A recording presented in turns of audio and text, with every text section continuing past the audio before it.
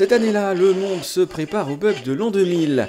La guerre du Kosovo bat son plein, les deux Corées se réunissent à Genève, le Maroc pleure la mort du roi Hassan II, l'euro fait son apparition sur les marchés financiers, Napster, le premier système de partage de fichiers en ligne, est fondé, et en Formule 1, eh bien, il s'est passé ça.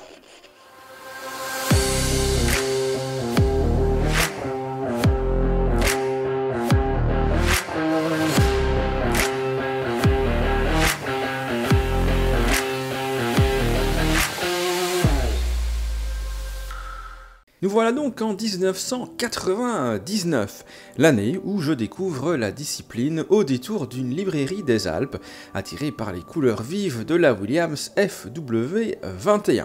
Une monoplace qui ne permettra pas à l'écurie de Sir Frank de retrouver sa gloire pas si lointaine à l'époque.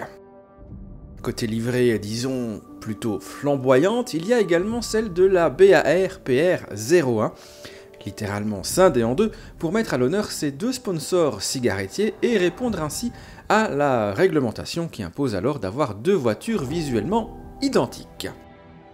1999, c'est les débuts de cette nouvelle écurie qui succède à la mythique Tyrrell, non sans ambition.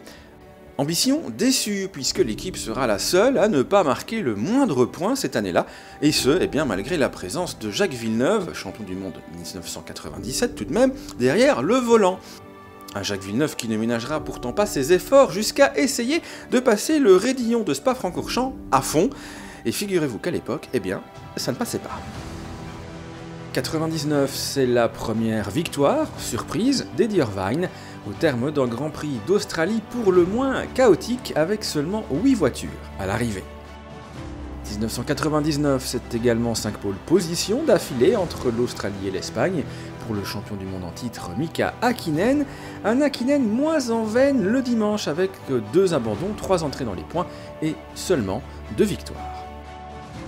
La saison 99 est une saison qui connaît un tournant déterminant en juillet lors du Grand Prix de Grande-Bretagne, avec l'accident de Michael Schumacher dans le premier tour de l'épreuve. Double fracture pour l'Allemand qui sera écarté des circuits avant un retour un peu forcé en Malaisie quelques mois plus tard. Voilà donc Eddie Irvine propulsé leader de la Scuderia dans la lutte pour le titre mondial. Non, je devrais pas rire. Épaulé par l'intérimaire Mika Salo, déjà vu au volant de la BAR en début de saison.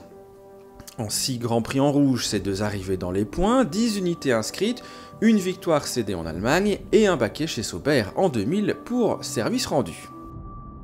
99, c'est également un Grand Prix d'Europe d'anthologie, disputé dans des conditions changeantes sur le circuit allemand du Nürburgring, avec la victoire finale de la Stewart de Johnny Herbert, tandis que Heinz-Harald Frentzen y perdait lui ses maigres espoirs de couronne mondiale, et Luca Badoer sa chance d'inscrire un jour un point dans sa carrière. Ce qui nous amène à Sepang pour le tout premier Grand Prix de Malaisie de l'histoire, avec le retour donc de Michael Schumacher, chargé de jouer les porteurs d'eau pour Eddie Irvine. Un Eddie Irvine qui quelques semaines plus tôt avait annoncé son départ de la Scuderia pour rejoindre le prometteur projet Jaguar. Mission remplie pour Schumacher puisque Ferrari signe le doublé dans l'ordre, de quoi maintenir le suspense jusqu'à Suzuka, où les Ferrari ne feront pas le poids face au MP4-14, laissant le titre des pilotes à Mika Häkkinen. La Scuderia peut malgré tout se consoler avec le titre constructeur, un titre qui lui échappait depuis 1983. Et voilà qui conclut donc cette saison, la dernière de Damon Hill, champion du monde 96 avec Williams et vainqueur de 22 Grands Prix en 115 départs. Il est alors à l'époque le seul fils de champion du monde à avoir lui-même été titré dans la catégorie reine. Et voilà donc il est temps de refermer ce chapitre de l'histoire de la Formule 1, nous on se retrouve le mois prochain pour une nouvelle saison.